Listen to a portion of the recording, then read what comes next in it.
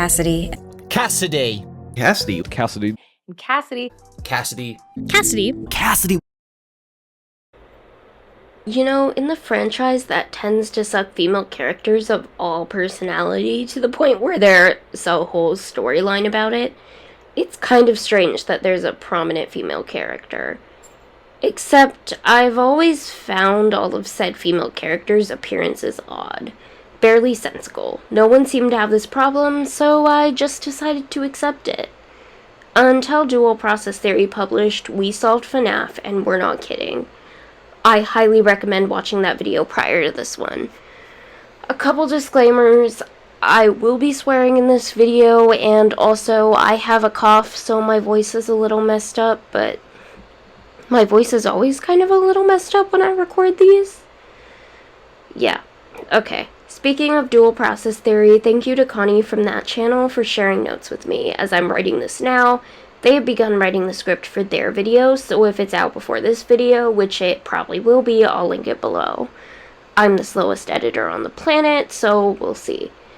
Dual Process's main 2 points in their videos were as follows. The crying child from Fnaf 4 is named Cassidy Afton, and he's the 5th missing child, and Michael Afton is the vengeful spirit. I personally believe both theories, but this video surrounds the Cassidy theory. There's a bit of the Michael theory mentioned, but not too much. Previously to this video, the concept of Cassidy being the crying child, or CC, was an uncommon theory. Instead, people suspected Cassidy was a young girl like the character in the novel The Fourth Closet, often depicted with an appearance similar to this girl from the survival logbook. This girl is commonly believed to possess Golden Freddy on her own or beside CC before becoming the vengeful spirit that holds William Afton in purgatory as a result of the brutality of her death. The argument of the existence of this Cassidy, dubbed CassiShe by Dual Process Theory, is usually used as a counterpoint to the theory that Cassidy is CC, a theory with the shorthand of Cassidy Victim, which I might use in the future. As Dual Process kept insisting CassiShe wasn't real, and others kept insisting she was, I thought the best way to confirm this would require looking through every game, book, and movie possible. But I did not want to do that. As I'm writing this, only one Fnaf movie is out, so unless it takes that much longer, I'll be focusing on the first movie and teasers for the second. I'll cover every mainline game, so things like Fnaf World and Freddy Fighters will be omitted. If you think Cassidy appears in either and you have compelling evidence, let me know in the comments and I'll save it for a future video.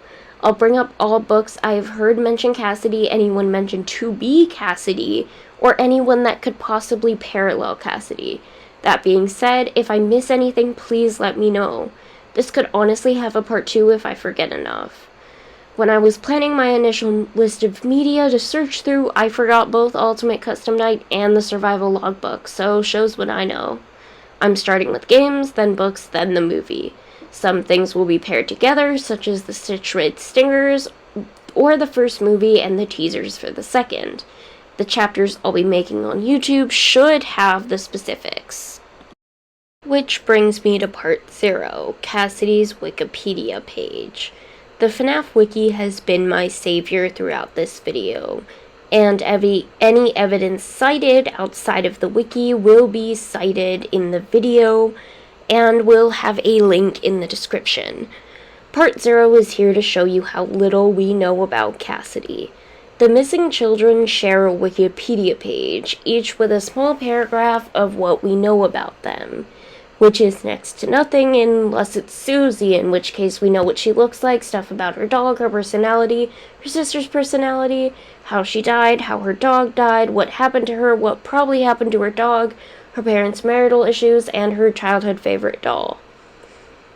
Cassie's Wikipedia page doesn't have nearly as much information. Her Wikipedia page from the games, which is to say not the Cassidy in the novels, reads, Cassidy is a victim of the missing children's incident, stuffed into and possessing Golden Freddy. When unlocking the good ending of Fnaf 3, after the rest of the children have been given cake and are added to the happiest day, Charlotte brings a cake to the table the child is positioned at. She dons a Golden Freddy mask and disappears. This hasn't been edited in ages, there's a fucking typo. Disappears with the rest of the children, and the balloons float away and the masks are left behind. While the Wikipedia page paints this as clear-cut, another excerpt reads, "It is usually theorized that the fifth victim is named CassiShe due to a series of hints regarding the survival logbook, or the one you should not have killed. Which is to say, all information of CassiShe in the games is theory-based. We don't know anything about her.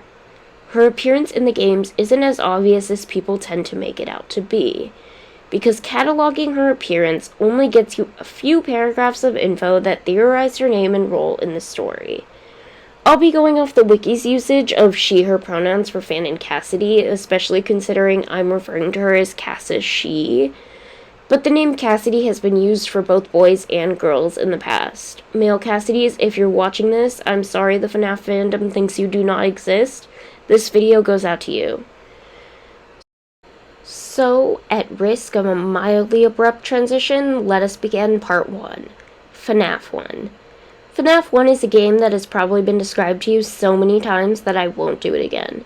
If you don't know shit about Fnaf 1, I don't know why you're here, unless you know me in real life, I guess. In which case I can explain it to you if you don't mind a wall or 2 or 5 of text.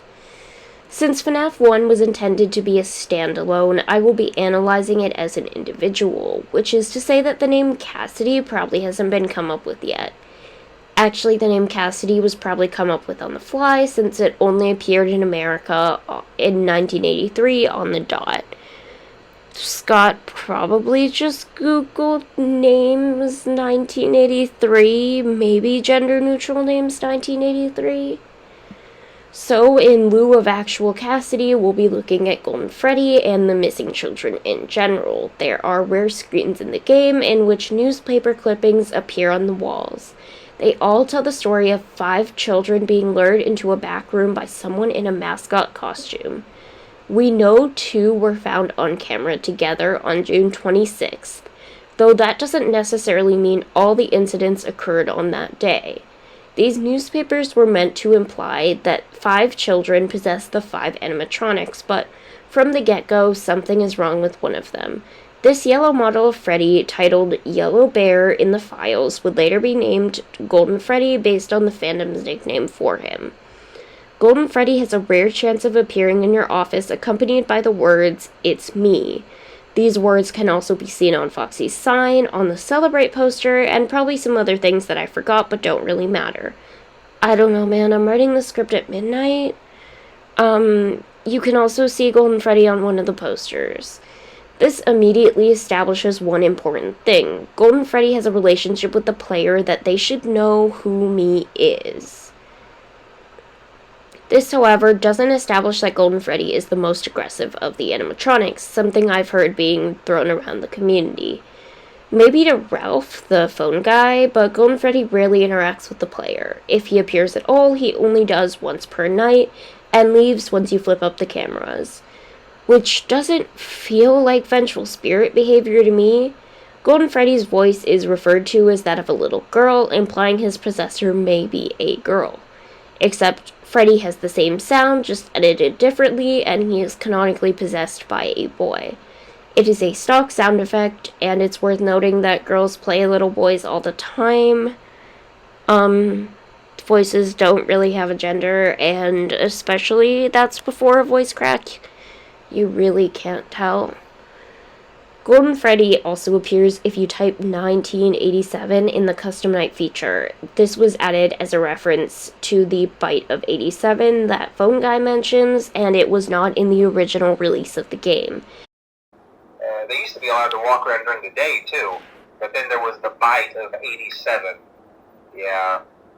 It's amazing that the human body can live without the frontal lobe, you know? The wiki cites this as a way to deter the rumors that inputting 1987 led to a secret ending about the bite, but this doesn't have a linked source.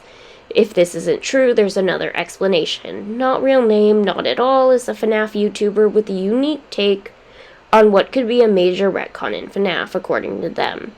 I'll go more into that in a later section, although you should really watch the video. But it is important that they theorize that the crying child was meant to die in the bite of 87 before he was retconned to die in a different bite in 83.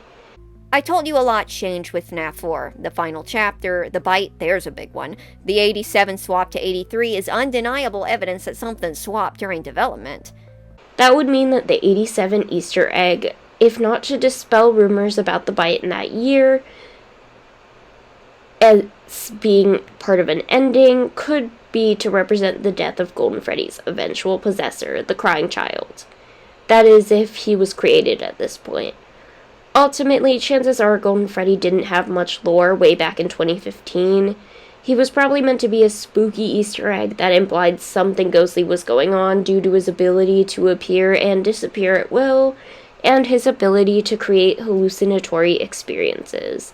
It's a glaring message. This one is different from the others, and maybe even this one knows who you are, and you know him. So, as the first game lays out the baseline, the second one helps us understand who these kids are and what exactly sets one apart. So, Part 2, Fnaf 2. Fnaf 2 is the first canon appearance of the name Golden Freddy. He has been previously named Yellow Bear, but the common nickname of Golden Freddy just sounded cooler, I guess? I mean, I can see where the nickname came from. That Freddy sure is golden. She golden on my Freddy till I don't have a way to end the joke. Pause your angry rants in the comment telling me CassiShe is real, and help me figure out how to end the joke. Or don't, and keep typing, I'm not your boss. Anyway, FNAF 2 basically confirms what FNAF 1 implies. Golden Freddy is a ghost. A physical animatronic might exist and be perpetually boneless, but it isn't bound by the same laws that the other animatronics are. He can teleport, which we already knew, but he can also appear as a head in the hallway. We know this isn't just a hallucination, since it can kill you. Unless he just gives you a heart attack, good guy Foxy Theory style. One of the main arguments that CassiShe is a girl and the vengeful spirit, despite the spirit using he/him pronouns in Ultimate Custom Night, which I'll go into later, is that despite Charlie being a girl and later referred to as Henry's daughter, the name of the minigame in which Charlie dies is called Save Him. It is important to note that Charlie came out to Henry as a girl after she died and became the puppet, and no, okay, I have real proof for this one, I promise. Or rather, another theory by Not Real Name Not At All, who is an expert on all things puppet from what I've seen watching their videos. They theorized that Henry being added to Pizzeria Simulator was a method of plugging the books, and this is when Charlie became the puppet spirit. They go on to explain that the puppet spirit had been the crying child before that was retconned. I believe the puppet was originally supposed to be the crying child, and this was changed. I don't know why it was changed. Actually, no, I blame the books, but I fully believe this, because there's just too much that clicks, you know? The evidence for the crying child being the puppet is plentiful. 1. Well, they look the same. That's a dead giveaway. And before you say, so what, they're just both wearing stripes, crying in the same way, and depicted in the same poses. Yeah, no, they look the same. 2. Like I said, the puppet's death minigame says save him. The puppet is still, as of this day, referred to as a male, despite attempts to make him look as chick as possible. 3. The 87 teasers for FNAF 4 suggested it was originally the bite of 87. Don't fight me on this. Whether that specific theory is true or not, the point still stands. This child was someone completely different before he became Charlie. Maybe that was CC or just random kid number 6. That is, to my knowledge, the only time a spirit is referred to with their animatronics pronouns rather than their own. As I said before, please tell me if I forgot something. I really want to cover all grounds, and if that means this video gets a sequel, so be it. Even if I only get a couple corrections, I can probably add them to a mini-theory compilation, since I have a few theories that are too short for their own videos. Anyway, like the previous game, the name CassiShe is never mentioned and likely didn't exist at this point. I doubt any of the children were named by now. The children are, however, finally depicted in the Give Gifts, Give Life minigame. Originally, this was believed to be the evidence behind the theory that the puppet placed the children in the animatronics. But let's be real, someone would have found the bodies. The newspapers say 5 children were found missing, not 6, meaning that the puppet's death was an isolated incident, and therefore there would have been some time in between in which the police could have found the bodies. Also, William stuffs the children in the movies, and it's implied he did so in the novels because there's no puppet to do so. It's important to note that the puppet didn't stuff the children because of Golden Freddy's particular situation regarding his body. The body only appears momentarily before a jump scare, indicating that the body of the Golden Freddy child shares some ghostly capabilities with its animatronic. I may go even so far as to say that the body is gone. It's literally not there. The other appearances of bodies in 2 other minigames, Save Them and Foxy Go Go Go, are ambiguous as to whether the bodies are that of the MCI or DCI, the Dead Children's Incident, in which 5 children were just sort of killed and left there. We don't really know why William would do something that stupid, and the DCI may or may not be real, and there's a chance it's real and not relevant. But it could also be relevant, but I am not touching that with a 10-foot stick, because as far as we know, CassiShe has nothing to do with that. Wait, I forgot about CassiDCI. No, I didn't. Nope. Not including that in this video. That is something that can be in a sequel video. Yep, okay. Golden Freddy does teleport around sporadically in Save Them, but but that's about all. We already know he can teleport. Ralph mentions they moved one of the yellow suits in the back, but it's not specified to be Golden Freddy. Someone used one of the suits. We had a spare in the back, a yellow one. Someone used it. There's a few possible explanations for this. The first is just that William killed 5 more children in the Springlock Bonnie suit. If it is Golden Freddy, that means that someone saw it teleport to a different location or used it, once again indicating that there is no body in there. The usage of the yellow suit causes the animatronics to flip out, so probably it wasn't just Golden Freddy teleporting, since he does that all the time. So this either tells us that Golden Freddy has no body inside of him, or that William is a furry, which we knew. And I'm not a furry, but I can say with confidence that he gives furries a bad name. I'm sure most people in fursuits have the decency to not kill children. Like the video if you wear a fursuit and don't kill children, or just like the video anyway. If anything, I'd say Fnaf 2 actually disproves the concept of CassiShe, because it seems like whoever possesses Golden Freddy isn't in the suit anymore while the other children are. Dual process theory has a pretty good explanation as to how the crying child possesses Golden Freddy but isn't stuffed inside, so again, go watch their videos. Shadow Freddy seems to have the same model as Golden Freddy, but he probably isn't Golden Freddy. The most common theory I see is that he's the agony of a Springlocked employee. I don't think this guy has anything to do with CassiShe for now. Something worth noting is Mangle's radio. It says something about a child losing their frontal lobe in a bite.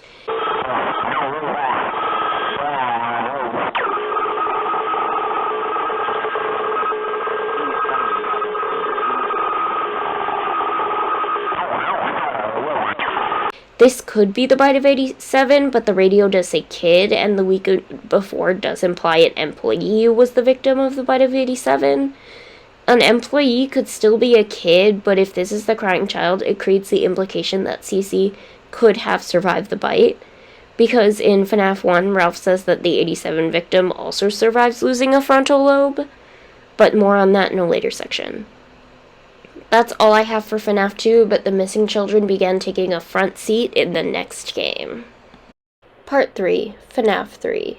FNAF 3 gives us some good crumbs. Some good golden crumbs. Even though Golden Freddy doesn't show up as, like, himself. This is when we get the missing children. They don't have names, but they are very small, they are very cute, and that is what is important. Chances are, yes, the name CassiShe still hasn't existed at this point.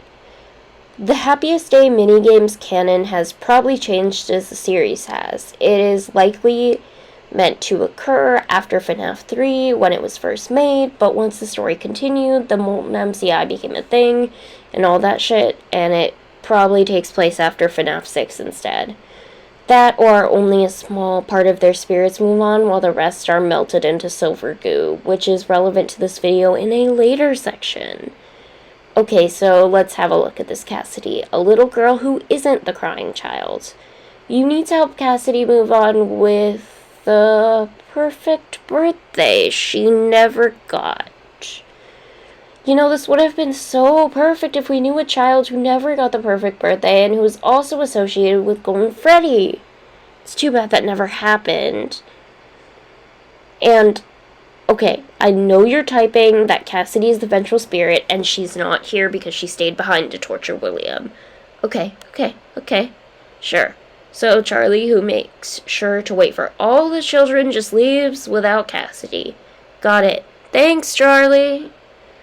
Fnaf 3 was originally meant to be the end of the series, meaning UCN didn't exist in the grander timeline, and even if it did, that's not what's happening here. One of the main pieces of evidence you'll get for Golden Duo is the bad ending screen. All the animatronics are illuminated by one golden eye, except for Golden Freddy. I actually have two possible explanations that don't involve Golden Duo. The first isn't mine. Dual process theory attempts to disprove the Golden Duo theory by explaining that the second eye lit in Golden Freddy is Charlie because she has a left glowing eye when she's lefty, being the left eye to CC's right one. The second is kind of simple and it's probably been said before. You need to turn up the brightness to see bad end, and I'm sure plenty of people can see that you can also see the light sources. Golden Freddy's light source appears to be in his right eye and not the left, which is to say, there continues to be little evidence of Golden Freddy having two children possessing him. This doesn't necessarily disprove the existence of CassiShe, but the birthday party image around Golden Freddy's possessor makes me more inclined to believe that it's CC. There is one more CassiShe appearance, however. In one of the End of Night minigames, you play as a small crying ghost. You meet up with 4 other ghosts before cornering and chasing William Afton. The ghosts presumably are the 5 missing children. That, or 4, and Charlie. The main 4 have been dismantled, so we don't know who the 5th one is. But what reason is there to assume this is a missing child that isn't the crying child or Charlie? Golden Freddy takes a passive role throughout the games, watching, observing, and only occasionally attacking. Charlie takes on a much more assertive role and is continuously regarded as a threat. Ralph mentions that it seems like she's always listening, which is to say that Charlie has the potential to be vengeful against William. The child that attacks William doesn't necessarily have to be CassiShe or the vengeful spirit, or even Golden Freddy. Because Golden Freddy isn't even that aggressive, you're lucky if he even shows up at all. And yes, I know about UCN and Golden Freddy and all that, and we'll get into it in the UCN section, but at this point in the franchise, Golden Freddy has exhibited more avoidance than aggression, especially in comparison to the puppet. So no, I don't think there's a reason for the ghost to be CassiShe instead of CC or Charlie. Nor do I think she's the receiver of the cake. We've never shown any characters failing to get their happiest birthday except the crying child. So we can't really say for sure until we get into that birthday party, huh? So without further ado... Part 4. Fnaf 4. Like before, it's important to acknowledge that the name CassiShe is not mentioned and possibly not conceptualized at this point. But Golden Freddy is extremely important because yes, Golden Freddy is Dreadbear. There's more evidence in UCN, but let's go over it real quick. They're both yellow springlock suits. Golden Freddy's limp position implies that he has no endoskeleton, or he's a springlock suit in wearable mode. He's also the only animatronic with no eyes, and the Springlock suits are shown to have removable eyes so that the wearer can see out of them. Golden Freddy's original name was Yellow Bear. The Springlock Bonnie suit, Fredbear's counterpart, is referred to as Yellow Rabbit. Up until this point, Springlock suits are only associated with Fredbear's family diner. The change in coloring can be attributed to weird ghost shit. The phrase, "it's me," implies that we should know Golden Freddy. Fredbear is introduced in Fnaf 3, which was the original series' ending. But as I said, there's a little more evidence in UCN. It is possible for William to have spring-locked CC because he didn't die in the hospital. MatPat assumed the pills and IV indicate dream theory, but we know that's not true. What we do know is that a kid lost their frontal lobe, and we know that somebody else has survived a frontal lobe injury. People with head injuries are often encouraged to heal at home because familiar spaces are beneficial. Regardless of whether CC is the protagonist of FNAF 4's gameplay, the pills and IV could indicate that his room became somewhat of a makeshift hospital room so that he could heal with his family. There's a lot more detail on this in the Dual Process We Solve FNAF and We're Not Kidding video. Thank you to Connie from Dual Process Theory again for sharing her analysis as to why FNAF 4 was intended to show that CC is Golden Freddy, but it was so deliberately vague that no one got it. FNAF 4 is hilarious because it's got an explicit narrative in the minigames, but also, what the fuck is going on? Connie from Dual Process suggests this was intended to be a way of exploring one of the missing children's backstories. Golden Freddy was the natural choice, being the most mysterious and appearing to have a relationship with the Night Guard. And what better of a backstory than that being the Night Guard's greatest regret? After MatPat released Dream Theory, Scott Cawthon said, while people managed to gather the relative plot of the first 3 games, everybody got the last one wrong.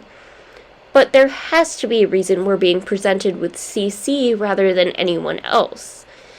CC is also implied to be resurrected, considering "I will put you back together." Considering we saw the Golden Freddy child moving on because of a birthday party, it's pretty interesting we're presented with a child who dies because of an accident at his birthday party.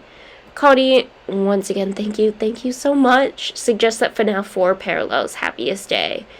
Beyond the obvious comparison, the birthday party, the crying child ends the game in Golden Freddy... The crying child ends the game much like the Golden Freddy child in FNAF 3, surrounded by friends until it all ends. I did not mean for that to rhyme. So, CC is Cassidy, we did it, video over, fuck you. No, I'm kidding. We have more games, books, and a movie, and possibly another activity book if I can get my hands on it before this video comes out. It's like not in stores anywhere at all ever. My sister and I will probably try and hunt it down at some point, and speaking of sisters, we have one to locate, don't we? Part 5, Sister Location. I don't think I've ever seen people mention CassiShe in the context of sister location, so this is a shorter chapter. These chapters are going to be pretty short in a few places, so we'll get used to that, I guess. Starting with Yendo, short for Yellow Endo. It's not yellow, but its eyes are. All the other fun times have blue or green eyes because FNAF has an allergy to brown eyes. Yendo is often presumed to be a Golden Freddy variant because of his tendency to appear in rare encounters and teleport. Additionally, Golden Freddy's appearance seems to mirror that of the other animatronics throughout the games. Maybe because he's a ghost, he mimics those around him to, fit in. For example, despite appearing incorporeal in FNAF 2, he looks withered. Help Wanted implies that the core 4 animatronics were melted down and injected into the fun times, but Golden Freddy wasn't. More on that later. That means Golden Freddy potentially disguises himself as Yendo to keep an eye on his compatriots.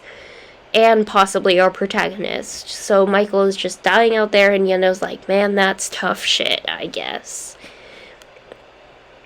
We still haven't gotten the name Cassidy yet, but The Silver Eyes was released about a year before this, the book of a series that names one of the missing children CassiShe. Sister Location also disapproves CassiShe Speaker, or the theory that CassiShe was the one speaking to the crying child in Fnaf 4 through the Fredbear plush. There are two main pieces of evidence. The first is what is either a walkie-talkie or a remote control on the Fredbear plush.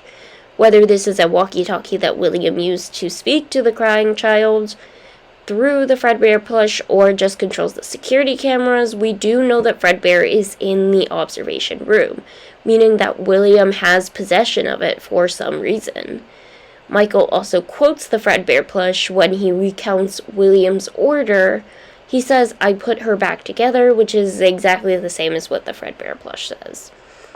A secret third piece of evidence is the way the Fredbear plush talks. It's the most unhelpful bitch alive. He hates you. You know he won't come out until you find him. Okay, unhelpful, manipulative, just kind of asshole behavior. Dual process theory also suggests the Springlock suit from Sister Location is Fredbear. I've already provided evidence that there isn't a body in Golden Freddy, but it would explain how Yendo is there. We don't know how far Golden Freddy can project, so if his body was nearby, it would make a little more sense if he was projecting like 2 feet. Also, come on, that theory slaps. There could be no evidence behind it, and I'd still be behind that. I love Golden Freddy as that suit in Sister Location theory. It's so much fun. I'm obsessed with it. It's fucked up. Speaking of fucked up, let's get into the game where the only thing that gives you joy is a jar of pickles that you need to buy everything else to get. Part 6. Pizzeria Simulator. We are not doing a midnight motorist. CassiShe isn't the runaway. Actually, pause, I wrote this in my script and then I absolutely do end up doing a midnight motorist. I'm so sorry. I would like to formally apologize. Anyway, CassiShe cannot be the midnight motorist runaway. That's William's car because it's purple and it's referenced in 5 Laps at Freddy's. It's also later that night, ergo later after Charlie dies. William isn't responsible for these footprints by luring one of the missing children away to that place or the restaurant because Springlocks don't survive the rain. Okay, Midnight Motorist over for now. Does Golden Freddy appear in this game, though? I'm gonna say kind of. I think there's a crack theory out there that Helpy is Golden Freddy. I don't think that makes any sense, but making your kid brother do lawsuits is objectively hilarious. Henry does imply that everyone is here, so Golden Freddy should be here, right?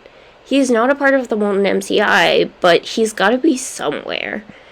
Check out the Stormmister video linked below if you want the specific details, but the theory that they pose is that Scraptrack looks like a fucking peanut because he fixed himself up using parts of Golden Freddy.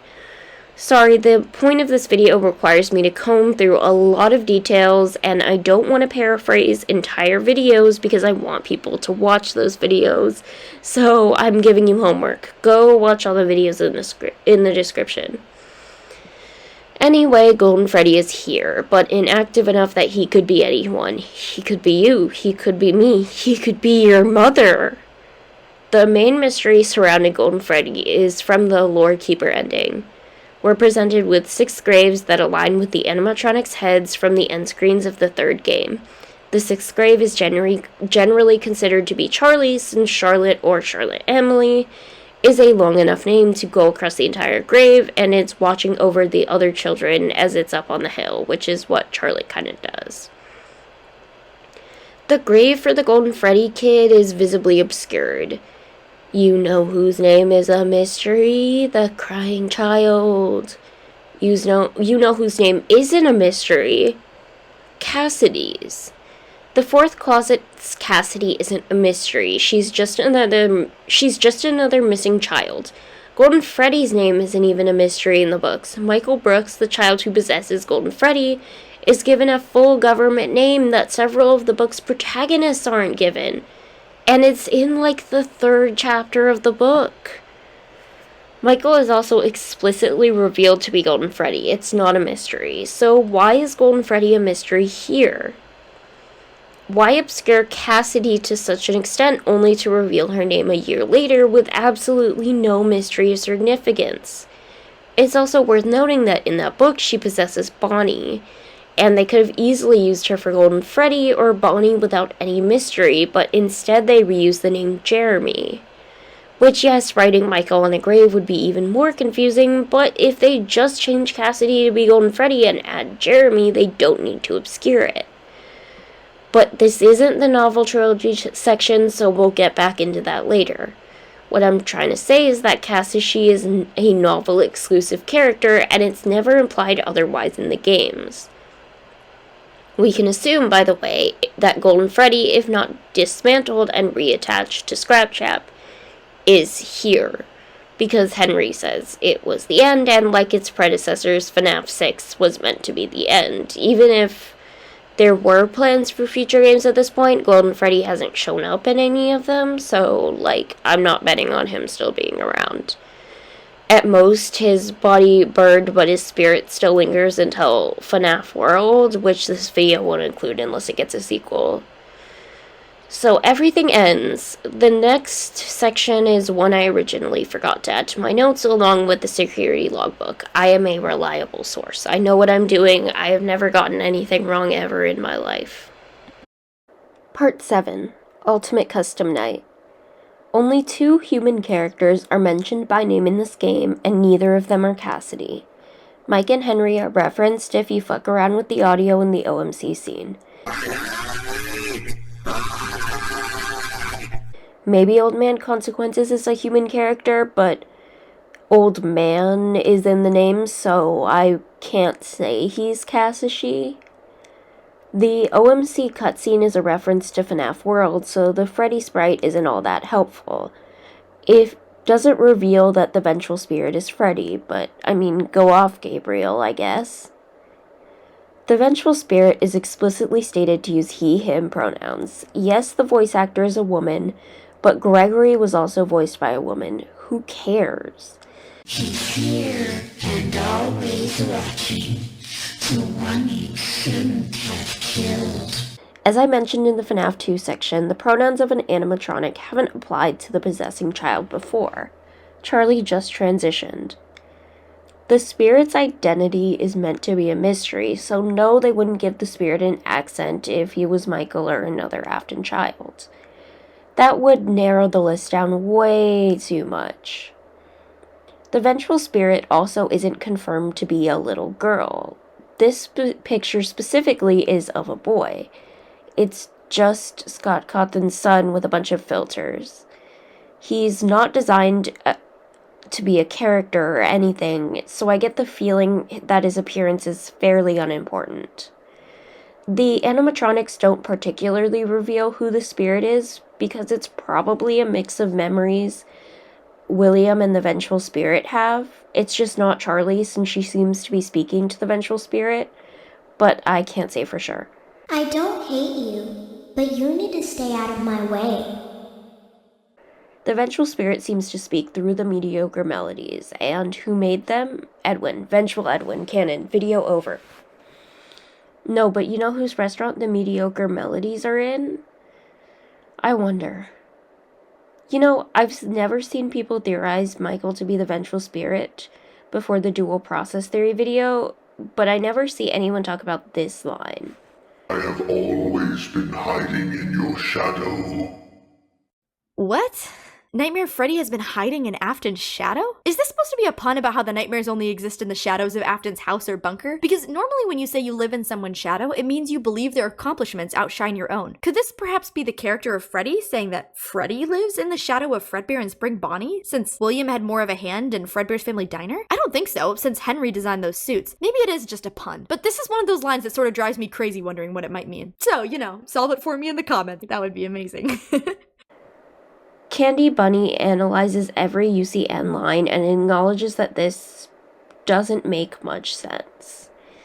Unless there's a character stated to be way too much like William in an uncomfortable way who is associated with shadows. Too bad that there isn't. Some of the other animatronics worth noting are Ennard and Circus Baby. Baby references a line only Michael, not William, would have heard. You won't die, but you'll wish you could. And Michael is likely the only one to have seen Ennard. Golden Freddy isn't anything special in this game, but if you try to set him as the sole animatronic and remove him with the death coin, Dreadbear will attack. Which is, I'd say, fairly definitive way of saying they're the same person, but maybe you don't. Oh well. Throughout UCN, you get some end-of-night cutscenes. I remember when these were still an early thing. That was fun. I was so confused. Let's start with Chica's high school years. We all know by now that sexy anime girl Toy Chica is William Afton. If you don't know that, just let me tell you that sexy anime girl Toy Chica is William Afton. This is important. But no, her dialogue doesn't reveal how the MCI died. We see more than 5 people. The people don't align with the missing children either, such as a twisted wolf. And many of them involve alternate locations, even though we know all the murders were at the restaurant. I'll just wait for him after school, throw a bag over his head, hit him with a shovel, and drag him into the back of my car. Then, when he wakes up, I'll tell him that someone was trying to kidnap and kill him. I don't know, Balloon Boy maybe. And then I'll tell him that I rescued him. He'll fall for me immediately. However, let's say we do take everything she says at face value. If this is how CassiShe died, why does that make her the vengeful spirit? The brutality of your death doesn't make you more vengeful. The spirit isn't referring to himself as the one you should have killed a bit more nicely. He's the one you shouldn't have killed, period. And what makes vengeful spirit CassiShe even less likely to me is actually the Bear of Vengeance. Chances are the cutscenes are about the vengeful spirit or William because they're in memory hell or whatever. Agony shit, you know? There's a lot of interpretations of Bear of Vengeance, and for some reason all of them rely on Elizabeth being the Mangle. Including the one I go with. I mean, she does have a little Mangle toy in her room, so... These cutscenes aren't afraid of being blunt. Toy Chica gets very gruesome, so why is Freddy only ever made to do chores? I mean, the cutscenes are vaguely gibberish and the translation says something completely different. I think in reality, Freddy talks about, like, fish and shit, and it's all randomized, so you get the story in a completely random order. I'm sure there are plenty of translators on Reddit if you want to know exactly what he says, but when I read what he says, it didn't make much sense. It was mostly filler dialogue. Anyway, the general plot of these cutscenes is that Freddy is waiting for Foxy to be distracted to attack. Foxy regularly anticipates this, wins, and forces Freddy to perform a chore or something. Sometimes it's something silly, like wearing a fruit hat. Mangle is also there. And which character is associated with Foxy and has a penchant for pranking, and who is usually the victim of these pranks and is associated with a variant of Freddy? Yeah, I think this is literally a prank war. People with siblings, please share your stupid prank war stories. I want to hear them. You will get one in return from me if you do. So, yeah, this is an Afton brother prank war, and maybe the Fox's lair is just Michael's room or something, and he only lets Elizabeth in there because he's a little bitch, and he's like, no, CassiShe, you can't come in here. So, why is it here?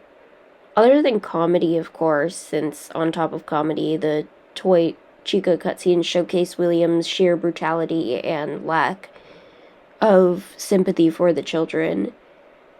And it may also have to do with 14 Theory, but I'm not talking about 14 Theory. Well, not to spread more vengeful Michael propaganda in a video, very much not about that. He could just be showcasing how unmalicious and fun their nonsense was when there wasn't any robot nonsense involved. The point is, CassiShe isn't here, and if she was, why would she be showing this? I mean, I don't know her, maybe she eats this shit up, but that doesn't make much sense to me. There is one final cutscene, however, that provides probably the strongest evidence that CassiShe is the vengeful spirit. If you beat the game by setting all 50 animatronics to 20, something my sister has yet to do, and I will make fun of her until she does, you get a cutscene of Golden Freddy. He's in the void, probably because Gaster put him there. Why would Gaster do that?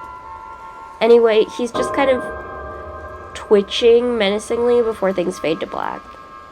I have two possible explanations for this that don't involve CassiShe. The first option is probably more likely. Once again, from the dual process video, they explain the twitching closely resembles that of William Afton's as Springtrap, indicating that someone is likely being spring-locked.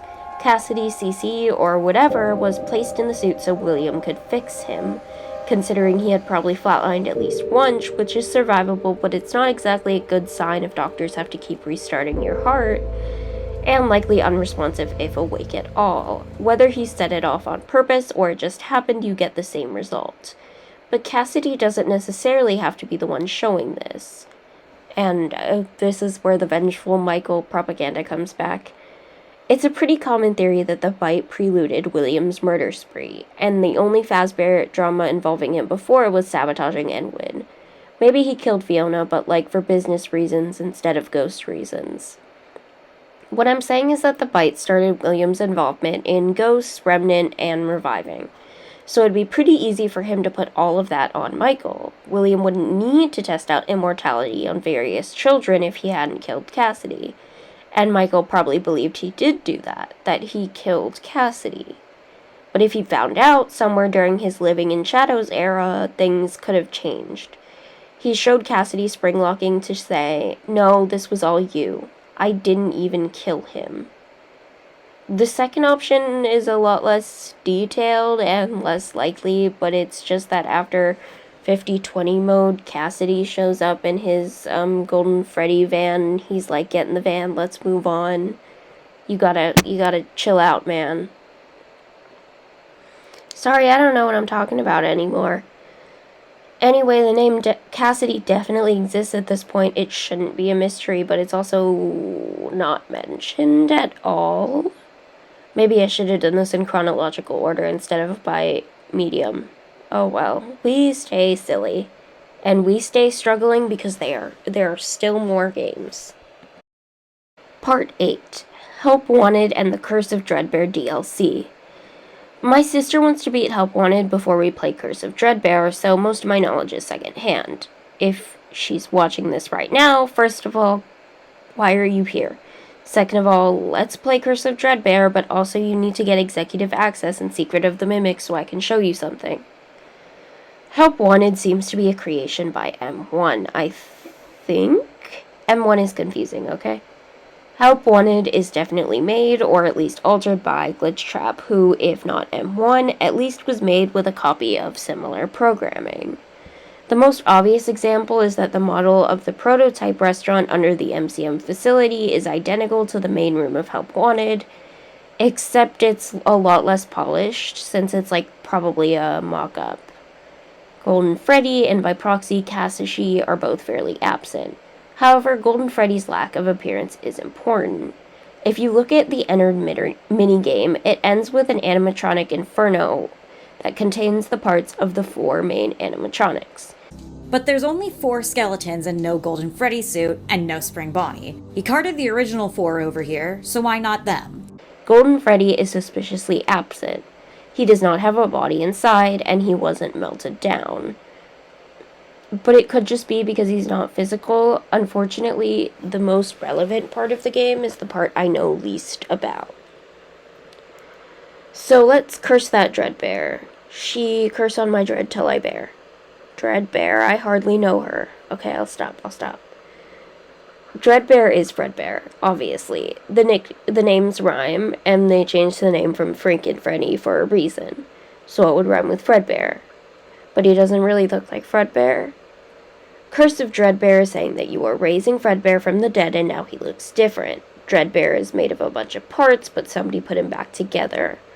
We also get some more birthday party imagery, and at this point you should know that I think that birthday parties tend to indicate that the crying child is involved. There are 7 candles, by the way, so that probably makes CC born in 1976. Do whatever you want with that. He's gonna be 50 in a year. I'm gonna be so for real. Connie of Dual Process Theory seems convinced Curse of Dreadbear proves that Cassidy is the crying child. So whenever they make that video, go watch it, because I don't know anything about Curse of Dreadbear and I don't understand it. The only thing in my notes I have yet to mention is just says the barn with a bunch of question marks. I think the barn is meant to be Fredbear's, and that is in fact where Dreadbear goes for the birthday party. Do with that information as you will. I'm lost, I'm sorry. I think that's it. This is a very organized and sensible video. Part 9. Security Breach. There are 2 main appearances of CassiShe in this game. I probably don't have to address most of the game since, well, these are all different characters, like it's not really about the original characters. It's time to return to my closest friend and deepest enemy, the Fnaf wiki. The first entry on Golden Freddy in Security Breach is about Princess Quest. The theory is that Golden Freddy returns as the princess to make up for letting William go. This theory doesn't necessarily mean Glitchtrap is William, as long as Golden Freddy thinks he is. Some supporting evidence for this theory comes from Help Wanted 2, which I'll address in this section anyway because Help Wanted 2 is its own can of worms. The old man in the files is labeled OMC, or Old Man Consequences, which we see talking to the vengeful spirit. Now that I've established the evidence behind this theory, I don't believe in it. The sprite in Ultimate Custom Night is Freddy, not Golden Freddy, like it is in Fnaf World. OMC is associated with the vengeful spirit at best, not Golden Freddy. And more importantly, OMC just seems like a guy who gives advice. He can give advice to multiple people.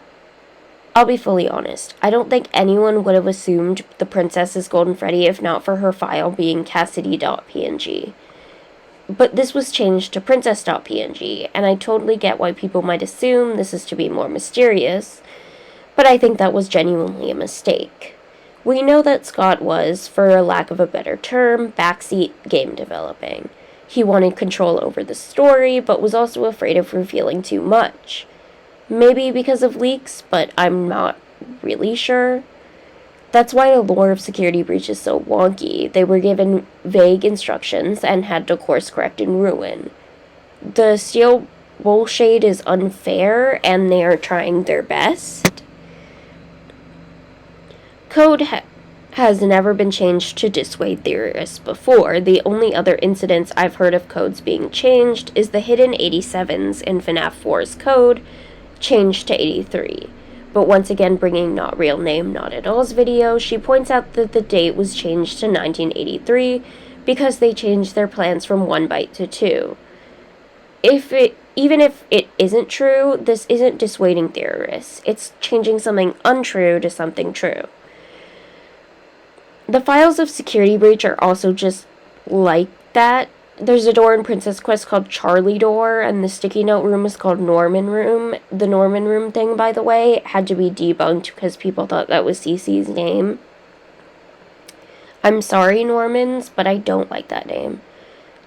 I don't like the name Dave either. Can you convenience me specifically and call him Evan if you don't think he's Cassidy? It's the only other theorized name for Cece that I like. Anyway, as I mentioned earlier, I doubt anyone would have assumed Cassidy was the princess if not for the file name. Unless it's like a what do you mean Cassidy is the taxi driver type of thing. If you don't know what I'm talking about by that, I'll flash the meme on the screen.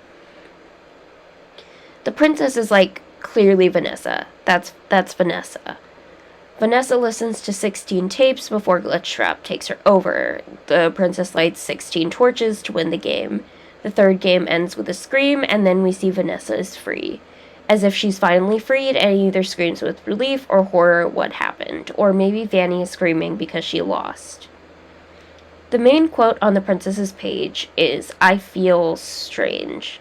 The princess appears vaguely disoriented, like someone who doesn't know who or where they are. Because they put her in a marketable video game! The next Cassidy appearance is this little photo. But, like, why is this Cassidy? I know that people assume she's the girl in the logbook, which I'll address in the logbook section, but this girl is straight up a different girl.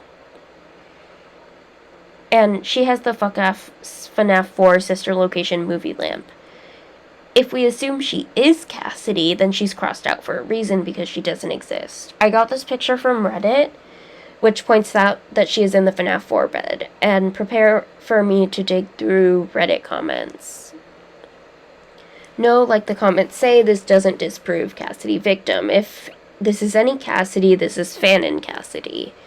CassiShe victim relies on the theory that CC is CassiShe, so an image of CassiShe victim would not look like this. Another commenter suggests this says CassiShe isn't the protagonist of FNAF 4. But other than CC being CassiShe, I don't think I've seen this theory. I mean, I'm sure it exists, but I've never seen it.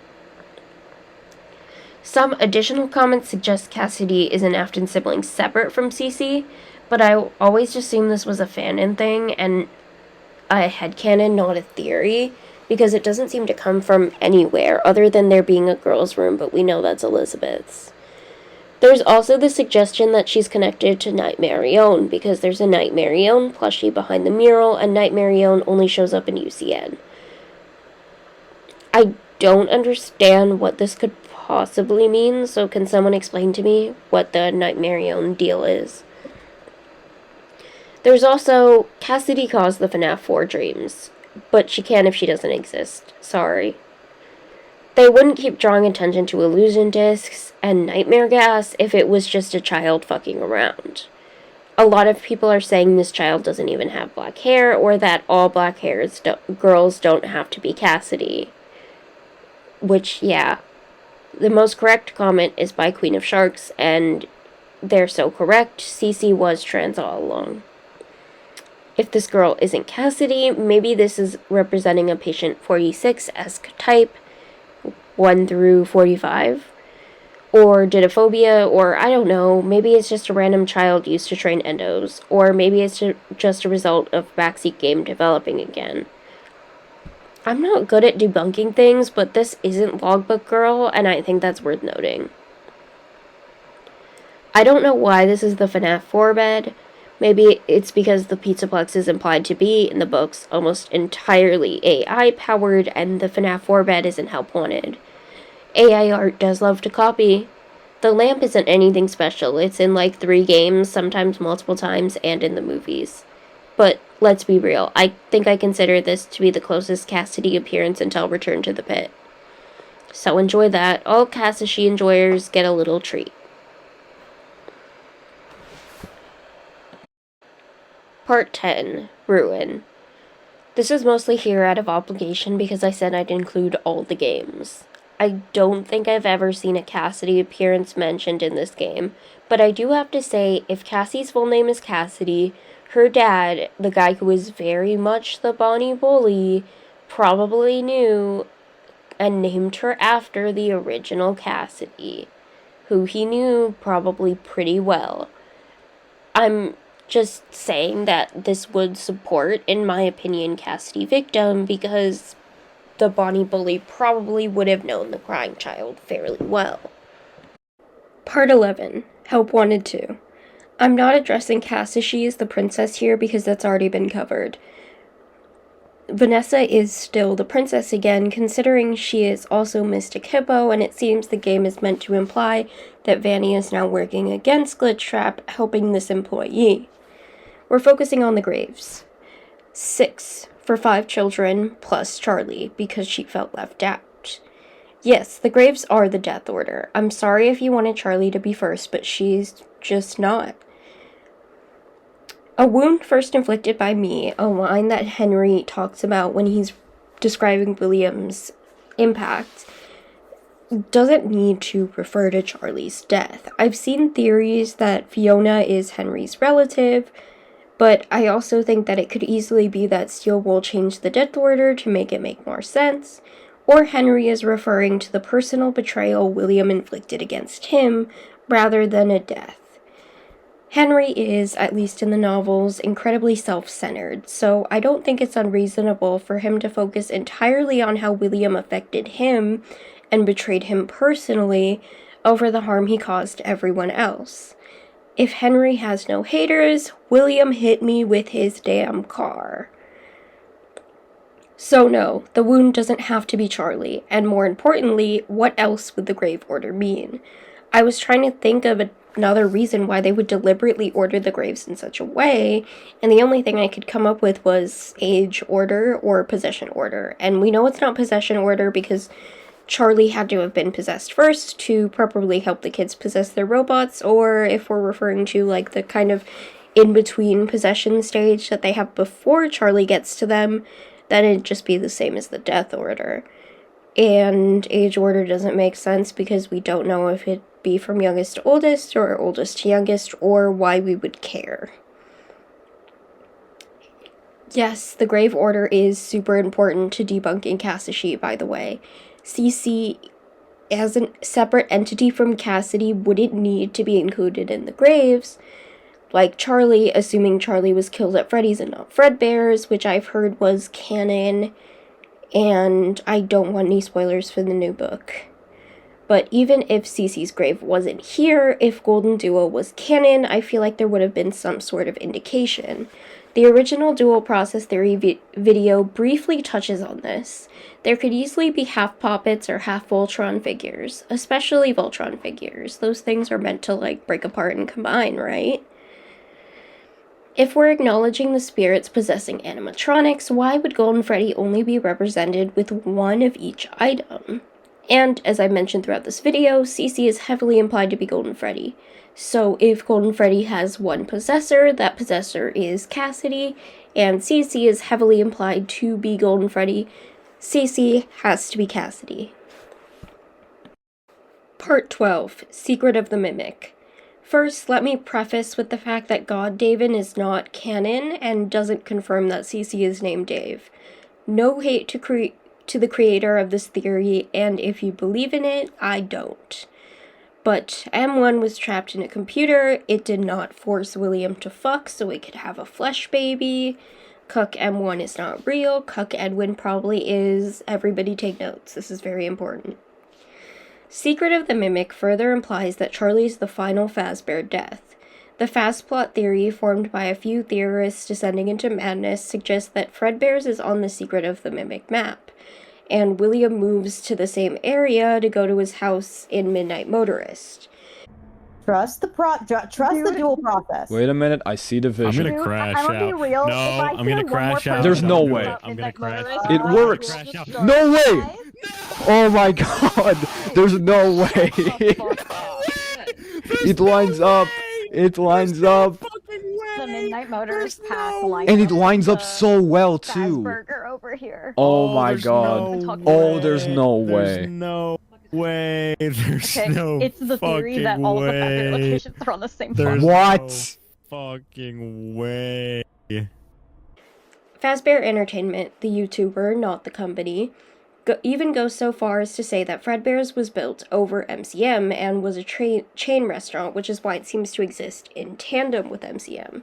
And again, I've gone over the entire breakdown of why I place these events at these specific points on a graph, and a VOD going over the entire timeline of MCM with several other theorists, so go check that out on my channel for the evidence breakdown. But with Fazbear being so incredibly wealthy a whole 10 years prior to the opening of Freddy's, it's indicative of the fact that Fredbear's was a chain restaurant just like Freddy's. With Fazbear working with MCM for so many years just supplying the felt costumes as well, it implies they were in need of many, many different suits to be sent to different locations. If there's only ever one Fredbear's, they just need the 2 suits for each character and they can move on. They wouldn't need to be in regular business with a company designed for mass-producing costumes. Fredbear's being near the Afton House, which I mean the minigames already imply, means that Afton didn't drive from Fredbear's, he clearly came from the freeway, indicating that he came from some distance away from the Afton House, Freddy's, not Fredbear's. In my opinion, Charlie being lost supports Cassidy victim. It supports the theory that the bite set things off, giving William a motive for immortality and thus to put his son in the suit. If Charlie died at Freddy's, not Fredbear's, that means she died after the bite. Similarly, it provides a reason why Cassidy is right before Charlie. Charlie's death was clearly an erratic move, since William wasn't disguised or away from sight. But killing Henry's child after Henry's creation killed his son makes sense to me. Even if it's a little stupid, because William is very stupid. The Fredbear we see in MCM definitely is not Golden Freddy because it's not our Fredbear. It's a prototype. Henry probably made it with Edwin for an order William made to bleed MCM dry. Also, Spring Bonnie's ears clip through the roof of the container, and I think that's really funny. CC is also pretty irrelevant considering he was born in 76, like I mentioned earlier, so he's 3. He's a baby. There is something relevant to Golden Freddy in this game, though. We can assume that Edwin didn't just leave David's body lying around. If he wasn't cremated, he was probably buried. We don't have any indication that there had ever been a White Tiger costume or animatronic. Most of the costumes have duplicates throughout the warehouse, but the White Tiger does not. It seems to be the embodiment of David's spirit because it isn't an existing suit, but it looks identical to David's White Tiger plush. But David isn't stuffed in a suit. Edwin wouldn't have a reason to do that even if the tiger suit was real. It doesn't even seem like he really believes in ghosts when reviving Fiona, because he quickly decides that Fiona and M1 aren't the same, and David isn't the same as M2. It's why the tiger seems to be incorporeal. It teleports around and has a weeping angel game-like mechanic. Golden Freddy is similarly incorporeal. He teleports around and doesn't seem to obey the laws of physics. Although instead of having to look at him to prevent him from attacking, you have to not look at him. Which means that while UCN implies that Golden Freddy is a physical spring-lock suit and Fredbear, Golden Freddy is in a similar situation for David. There's no body in there, so he takes on a more ghostly form and acts more erratically.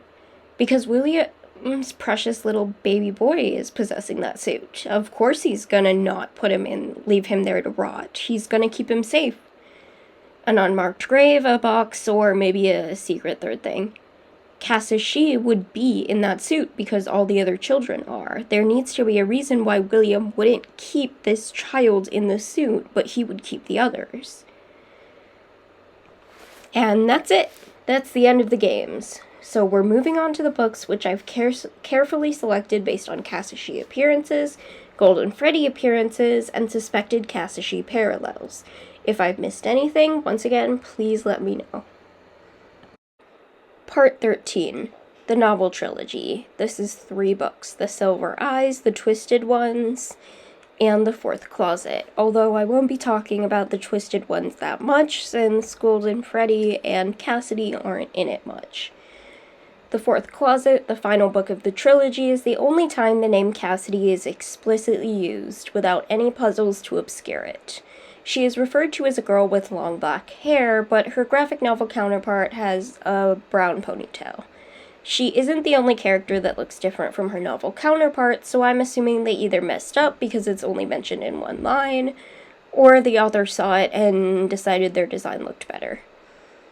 Cassidy is a gender-neutral name, as I've said before. This Cassidy is a girl, but the name Cassidy can belong to a boy. I heard that the blonde boy from the movie called his character Cassidy in an interview, but I don't know where to find it. To the dudes named Cassidy still watching this video, as I said before, this goes out to you, and I think your name is very gender. My name is one of those names that people think sounds feminine because of, like, certain syllables and stuff, but historically is gender neutral, I think. So I feel y'all, but don't try and guess my name. It's not an American one, so I don't think most people have heard of it anyway. What's most important about Cassidy in the Fourth Closet is that she's decidedly not more mysterious than any of the other children. Her name isn't hidden. Susie very casually introduces her. She's just very happy to not be the only girl in the group for once. She possesses Bonnie, the animatronic you see and interact with most in the first game. Dual process theory has an explanation I feel fits the most. In the franchise that reuses names all the damn time, it isn't weird that there are 2 Cassidys, especially considering Elizabeth appears to be an only child in the books. So while one of her brother's names is used for the Golden Freddy child, the other is used for the Bonnie child. If this CassiShe was in the games, there wouldn't need to be any mystery around it. She's just switched to Golden Freddy and Jeremy is added. There's no reason to hide her name because her name isn't a secret. CC is the one whose name is a mystery. Golden Freddy's name in the novels isn't really a mystery either. Carlton figures out who possesses Golden Freddy when he first meets him. Michael Brooks knew Carlton as a child and calls out to him by saying, "It's me." Which means "it's me" isn't just all Golden Freddy can say, it's a specific address to someone he knows. All that changes is the specific relationship between Golden Freddy and who found him. The books aren't meant to be used to solve the game lore anyway, regardless of whether CassiShe is real, only some of the missing children align. And the movies whitewashed Gabriel. I'm mostly joking, by the way. I know the missing children are basically interchangeable, and movie Jeremy is black, and graphic novel Jeremy is white. Susie doesn't even have a dog in Frights. But I'm rambling. It's time for the most important section of the video, which I added to my notes eventually. Part 14, The Survival Logbook. Oh boy. So, if you don't know the basics of the logbook, it's mostly an in-universe activity book with a few people communicating. A security guard named Mike, who knows things only Michael Afton would know, writes in a red pen.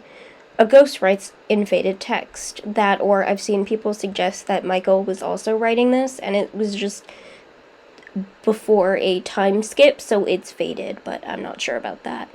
The final ghost only alters text and page numbers. Several pages have my name written in faded text. However, the person who alters the text changes the page numbers to reveal coordinates for the word search, except for one coordinate that Michael provides. These coordinates spell out CassiShe. So the way you do this code is from, you go right with the number and then down with the number, okay? So 5 across, and then count 1, 2 as down to get C. 3 across, 9 down goes to A, which is here. So CA so far. 1 across, 5 down. So 1, then 5 down is S, which is here. Again, he's not going across to go down. He's counting it as that first one. So 1, 2, 3, 9 down. 1, 2, 3, 4, 5, 2 down. Do you know what I mean? 7 and 2 is another S. 9 and 3 is an I. So now we've got CassiShe. 10 across and 11 down is here. So there's a D. So now it's CassiShe. And the final one, 8, 11. 8 across down to 11 is Y. So that comes up with the name CassiShe. Yes, these were all pages with my name written in faded text, but the page numbers themselves were altered. And similarly, the word search is full of altered text, specifically the phrase, "It's me." The faded text even ask the altered text if they can remember their name, and they reply, "It's me, CassiShe." The person altering the text is definitely the crying child. They write specifically, "The party was meant for me," and as I've said throughout this video, birthday parties mean crying child.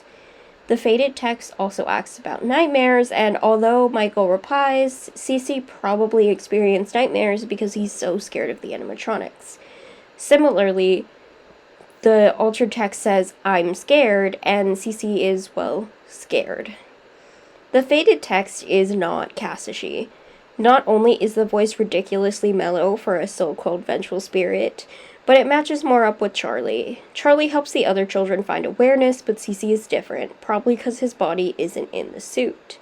Unlike the other children, Charlie still needs him to help realize who he is.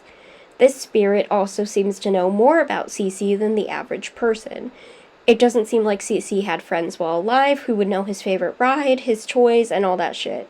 But Charlie's dad was close to CC's dad, so they probably knew each other well, even if they weren't friends. Now, people also assume the faded text is CassiShe because they assume the girl from the logbook is CassiShe. I think it's because the puppet, I don't know why I said cupcake, is giving cake to her. It's under the assumption CassiShe receives the cake in Happiest Day, but that's definitely CC getting the birthday party he never got. Cassidy also wouldn't have known Charlie Puppet while alive.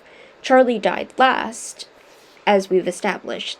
And if, let's say, Cassidy altered this image to show herself, why show herself alive? Why show herself at all? Why would she appear in the logbook? Also, this is kind of nitpicky, but novel Cassidy has long black hair and graphic novel Cassidy has brown hair. I feel like they could have easily described her as having pigtails, but they don't. I know people point out that her hair clips are yellow, but that's just a color. She doesn't wear anything explicitly related to Golden Freddy, like a bonus accessory like the children in the movie. They are really cute hair clips, though. I have a kind of crack theory that the girl is a model for Fazbear, and she's also the girl in the L-Chips ad. Maybe I'm onto something, but comment down below if I've lost it. As I've said before, Cassidy's name isn't a mystery in the novels. The Cassidy reveal would logically be for a character who we know but don't know their name. The fifth missing child, Golden Freddy, the crying child. For more information about how the logbook is about CeCe's name, be sure to check out Dual Process Theory's first video. Part 15, The Freddy Files. I'm not including the ultimate guide. If you watch a video linked below by Not Real Name, Not At All, you'll see that the authors of that probably weren't given much information to go off of. But the Freddy Files were updated like 3 times, so I'll use those instead. I'm skipping entries on the Stitchwraith stingers because they'll have their own section. Let's start out with the entry that's flat out called It's Me. Outside of Fnaf 1, the Freddy Files bring up 3 appearances of the phrase It's Me. Well, 2, but one says, was it me, so they count it. The entry suggests was it me in the trailers for Fnaf 4 imply that the phrase is connected to one of the animatronic bites. And It's Me is associated with Golden Freddy. So by this logic, Golden Freddy is associated with one of the animatronic bites. The second It's Me appearance references a banner in The Curse of Dreadbear. It seems like it references William Afton or Glitch Trap, as it's in Help Wanted and the screen is all purple. But it's also in a party room in a barn that Fazbear Entertainment suggests could be Fredbear's. There's also a cake with 7 candles.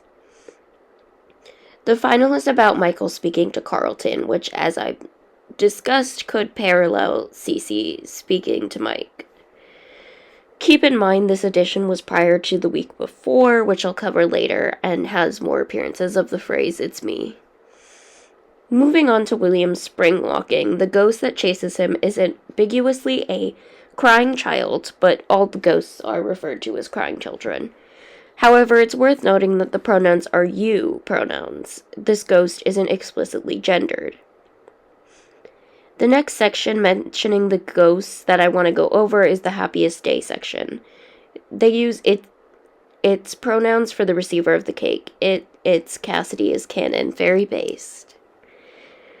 The Freddy Files carefully avoids confirming theories, but it highlights the argument that Golden Freddy is a springlock suit, specifically Fredbear, in a much more detail than the opposition.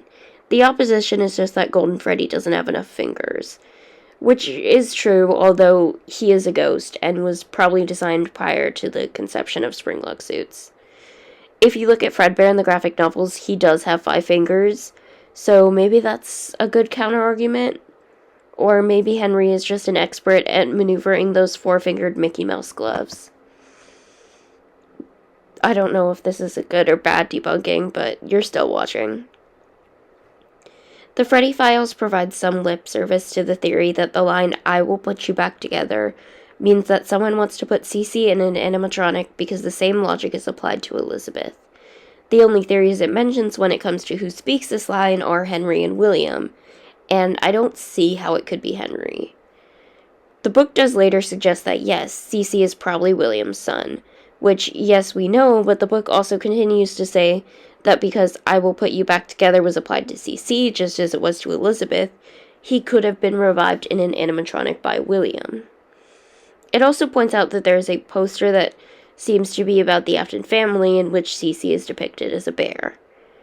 Returning to Dreadbear, which I still don't know nearly enough about, the book draws specific attention to Dreadbear's connections to the Fnaf 4 house and the line, "I will put you back together." Tied in with William's history of mad science, Dreadbear is a demonstration of a revival of something dead, something put back together. And as we know, Dreadbear is definitely related to Fredbear. The Freddy Files are very much only supporting information because they only pull from the games and books to suggest what could happen, or what could be possible. So, I'm skipping the things about the Stitchwraith stingers because they mostly state what happens and what it could mean, so I'll go over that later. Part 16, Into the Pit. In the Into the Pit game, there is no body in Golden Freddy, although Golden Freddy is probably Andrew in this, if anyone. Into the Pit probably isn't about real time travel since the missing children aren't actually missing. It seems like an agony dream built from the ball pit, probably Andrew's. So it's not super relevant to CassiShe since all my discussions about Andrew are reserved for the Stitchwraith stinger section. Into the Pit was when we were first introduced to the concept of 6 missing children, although that 6th missing child, like in the games, is probably just Charlie. Charlie does exist in the Frights universe and knows how to drive a forklift. Yes, she uses the forklift to push William Afton, the singing trash rabbit kaiju, into a lake. That happens. Part 17, The New Kid. Once again, we get the reveal that in the Frights universe, there is no body in Golden Freddy. The protagonist convinces Kelsey, who is something, to get in the suit. Later, he finds curly black hair belonging to Andrew instead of Kelsey's body, meaning that Andrew can probably disappear and reappear at will, and his body isn't physically present. If Andrew was a stand-in for CassiShe, why isn't his body in the suit? It doesn't seem like William took the bodies out of the suits until he melted them down. And not having a body inside of the suit isn't specific to Golden Freddy. Michael Brooks is stated to literally be inside of Golden Freddy, and when he's melted down with the others, he is joined in the amalgamation. I don't want to use the parallels too much for this section, just because no one knows what the fuck is going on in The New Kid. It's one of those shorts that some people love and some people hate. There are more unanimously hated and loved shorts. I'm a big Step Closer guy myself, but because it makes no sense but in an entertaining way. Foxy should not be able to put a curse on a guy, but he does anyway. Part 18, The Stitchwrath Stingers. This video isn't about the origins of CassiShe or Golden Duo or whatever, but if I had to estimate, I think Golden Duo probably rose to popularity because of the Stitchwraith Stingers. By the way, I keep mixing up in my head whether they're the Stitchwraith or Stitchwrath Stingers, so I might accidentally switch between them. The Stitchwraith Stingers are a bunch of short end-of-book chapters that form a full story. It starts off pretty good, but falls off the rails pretty fast. It centers on a few people, 2 of them being Jake and Andrew. People have compared them to CC and CassiShe for a number of reasons, beginning with the fact they share an animatronic. Specifically noting, for example, that CC mentions he can't see, and Andrew can't see either. Which would, I guess, make Andrew a CC parallel? Take my hand. I think I can make that work. I'll make up CC Andrew parallels for fun at the end of this section. Stay tuned.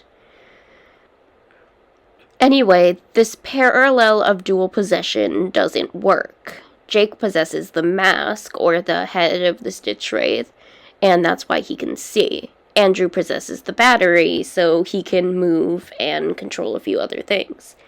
Until he leaves and it's just Jake, but that's not super important right now.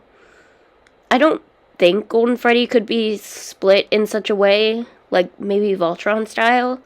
CC is the head, Cassidy is the left arm, Andrew's the right arm, Michael is the left leg, and the kid from the movie is the right leg.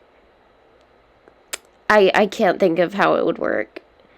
It's like how Shatter Victim came from the way Andrew's agony is dispersed, but Andrew's agony is dispersed because he fucking exploded. I don't think CC did that, but I'm not an expert. I'll go into more I'll go more into Andrew as a CassiShe parallel first, then CC as Jake. Andrew is the vengeful spirit, but if Cassidy isn't, the whole parallel falls apart. Andrew takes on various forms, including, for example, Fetch. Andrew is incredibly assertive, and he has a fairly one-track mind to stop William Afton. Golden Freddy grows less assertive as you go. He's a passive force and doesn't attack much. Speaking of Andrew as Fetch, he's the dog. Andrew is obviously Susie's dog. Case closed. He was probably Golden Freddy prior to the exploding, but it seems like he was alone. Jake only possesses the mask because it was a toy with personal significance to him. But Jake isn't CC. Jake died of brain cancer and spent a significant amount of time in the hospital before he died. Whether or not CC spends a significant amount of time in the hospital doesn't change the fact that he wasn't there of natural causes. And, as I said in the Fnaf 4 section, he was probably kept at home. Jake is also a certified good kid. He accidentally kills a guy and immediately falls into distress. CC definitely killed Phone Guy for absolutely no reason. Yeah, Golden Freddy is super passive, but CC will definitely resort to murder. I will give Andrew Cassidy parallels some merit, as in Cassidy means curly-haired, and Andrew has curly black hair. Honestly, Connie from Dual Process Theory again puts it best. What does the Stitchwraith have to do with Golden Freddy? But I did promise my conspiracy theory style Andrew CC parallels, so let me make some up right now.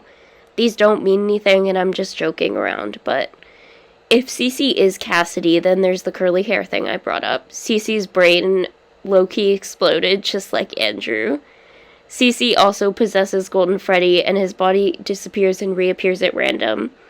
They're both incredibly pissed off at William Afton. Who's Jake in this case? No idea. I don't know what I'm talking about. Fazbear Fright's parallels are never quite one-to-one. Sadly, no one has been cursed by Foxy in the games. Wait, I know people analyze Step Closer for parallels very often, so does anyone have a parallel for the Foxy curse? Because whatever the answer is, I feel like it'll be funny. Comment down below. Part 19, The Drowning. I'm kind of confused why people think this girl in this book is Cassidy, considering there has never been a Cassidy in Frights, and Tales seems to be in the same universe. This one I probably won't go too much into, since I know Corey from Dual Process Theory is like dedicated to proving Charlie is the girl from The Drowning, and I feel like they could do a way better explaining of that than I could. It seems like the main character projects the appearance of her young deceased cousin onto the child, and the cousin is about 4 or 5, so the child is 2. Charlie kind of dies at 5 in the Novel Trilogy. I know the Novel Trilogy isn't really canon to Frights and Tales, but whatever. She only kind of dies at 5 because she's born in 1980, dies in 1983, and then is 7 in 1985. So, Robot Charlie transcends linear aging. There was more Charlie age nonsense in my notes, but I'm cutting it. Also, the child's hair is black, and we know that all black-haired children are Cassidy. All jokes aside, I know Novel Charlie has brown hair, but Game Charlie has black hair. And, as I said, the main character views this ghost as her cousin for a significant amount of the book, even though it's later revealed that it's just another kid. We don't really know how ghosts work, so maybe the protagonist just perceives her cousin? This is supposed to be about Charlie. Fuck. Anyway, Charlie is in Frights. Cassidy isn't, so I don't see why this wouldn't carry over to Tales. The main character finds a photo of a little girl with her 2 parents, and yes, it can still be Charlie and an only child. Sammy is really only in the novels as a plot device. He's not in the games, nor is he mentioned in Tales or Frights. The child also has a music box, which is, of course, Charlie's thing. Freddy also has a music box, but Gabriel is distinctly a little boy, and the ghost is a little girl. As far as I know, the only characters who have drowned in Fnaf were adults, including the protagonist's cousin, who dies by falling off a tree. But Charlie did die in the rain. Maybe William just knocked her out and she fell face down in a puddle. She could be a metaphorical drowning girl, I guess, because she died in the rain. I don't know. Just water plus ghost plus music box equals Charlie. Cool? Cool. Part 20, the week before. This is a classic situation of me not realizing people thought CassiShe was in this until much later. So if I missed something, it's just because I didn't notice. Sorry about that. Anyway, the main example I've seen is that when Ralph dies in the canon ending, he hears a woman's voice telling him that Coppelia is safe. I doubt Cassidy would have a woman's voice instead of a child's voice or a girl's voice. It's especially odd considering there is a dead woman whose ghost is haunting the building. Bronwyn Light. I know there's a theory that Bronwyn is Charlie because her name means Blessed Hill, and Charlie's grave is on a hill over the other children. I wouldn't describe Charlie's voice as a woman's voice either, considering she's also a kid, but if Charlie is somehow appearing as an adult woman, or this is a unique adult woman with her own life, the point still stands. Cassidy wouldn't sound like a woman, she'd sound like a girl. Cece is also continuously associated with Golden Freddy. Golden Freddy kills Ralph if you listen to the bite on the phone, he frequently hears a crying child, and Golden Freddy repeats, "It's me," in a much larger extent than the others. Again, Golden Freddy still has an association with the phrase, "It's me," even if the others say it. Ralph seems to know their names intuitively, or at least Susie's. "It's me" is a specific message from the animatronics to be recognized as the missing children, which is to say, Golden Freddy would be sending an explicit message in FNAF 1 to someone who would know who he is. I don't know, man. Dave from Maintenance has some explaining to do. This book also implies the victim of the Bite of 87, Jeremy Fitzgerald, was an employee. The employees rag on Ralph's "there is no I in team" quips by rearranging the letters in team to spell meat, as if they are the meat. Foxy is also explicitly mentioned to have never been a kid, and kid is notably italicized. If Jeremy was an adult, then the kid who lost his frontal lobe in FNAF 2 was probably CC. And if Jeremy could remain alive but unresponsive because he lost his frontal lobe, why couldn't CC? This has more to do with proving Cassidy victim than debunking CassiShe, because as far as I've seen, CassiShe's appearance in this is the woman's voice, and I just don't believe they'd call a child a woman. That's just factually incorrect. It's easier to prove a positive instead of a negative anyway. Part 21, Return to the Pit. It seems like the Choose Your Own Adventure books are game canon, until this book, because this has real, actual time travel, someone who may or may not be Eleanor, and the FNAF Avengers. Oswald can also get shot and die in the ball pit. This does get weirdly close to proving CassiShe. There's a missing girl with curly hair. There are 6 kids, presumably the main 5 plus Andrew, or the main 5 plus Charlie, depending on whether Andrew is a part of the main 5 or not. It's really unclear in the Frights universe. I do think ringlets count as curly hair, and Susie has ringlets, so Return to the Pit is probably a fever dream. I mean, this is mostly here for that 1 second sentence. I didn't read Return to the Pit, I'm gonna be fully honest. I'm a fake fan. Part 22, FNAF movie. I forgot to add this to my notes, so I'm raw dogging this shit. Hell yeah. Obviously, CassiShe isn't in the movies. However, I've heard that little blonde boy over here has called his character Cassidy in an interview. I still don't know where to find this or prove this, so someone please help me. Anyway, for more info on why this kid is a stand-in for CC and not CassiShe, check out my previous video called Abby Schmidt and Vanessa Shelley Are Not Elizabeth Afton. To put it simply, he's also wearing a striped shirt. No, I'm kidding. Although, as someone who wears striped shirts a lot, I do want to confirm we are all the same person. He dyed his hair blonde for the role, and Vanessa's the only other blonde character.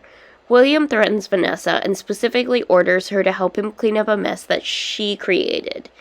He's the only missing child not physically touching another in Abby's drawing, assuming that the kid with the yellow shirt is him and not Gabriel. If Gabriel is the kid in the yellow shirt, the kid in the red shirt would be Garrett, and the Golden Freddy kid wouldn't be present at all. He's the only kid Vanessa never talks to or references in or outside of the animatronic. He seems to specifically believe Abby, of all people, would be better off dead than in a sibling's care. He knows more about William's true self than the other kids. This is the crying child. He's just changed his name to the angry child. Hope this helps. He is definitely the vengeful spirit of this universe, though. Look at him. That's the face of the guy who would like his dad to go to hell yesterday. The teasers for the second movie don't seem to mention anything of Cassidy. The blonde boy seems primarily absent, there's no mention of Dreadbears, and the little girl dying seems to be Charlie. Tough shit, I guess. It does seem to mirror that of the Twisted Ones with the way that the animatronics have left the restaurant and are hunting Abby down, and Golden Freddy really doesn't do much in the Twisted Ones either, so I wouldn't have my hopes too high. Conclusion. I've been talking for way too long. Too long didn't watch Cassidy is the Crying Child and This Girl Isn't Real. Believe me or don't. Comment down below that I'm so cool and smart or that I'm a fake fan. All press is good press. Thanks again to Dual Process Theory for helping me out with their notes and for letting me steal their idea and make this into a video. I'm a big fan, and I'd say you got me back into Fnaf. I really do need to make a non-Fnaf video so my friends will actually understand what I'm saying. Plus, I know my sister will be looking for a Fnaf channel, and if she finds this, then I need to self-destruct this channel. If my little brother is watching this, hi. I told him I'd leave a message here. The message is hi. Still no outro. Will it piss people off if I say bye, chat? I'm gonna say bye, chat. Bye, chat.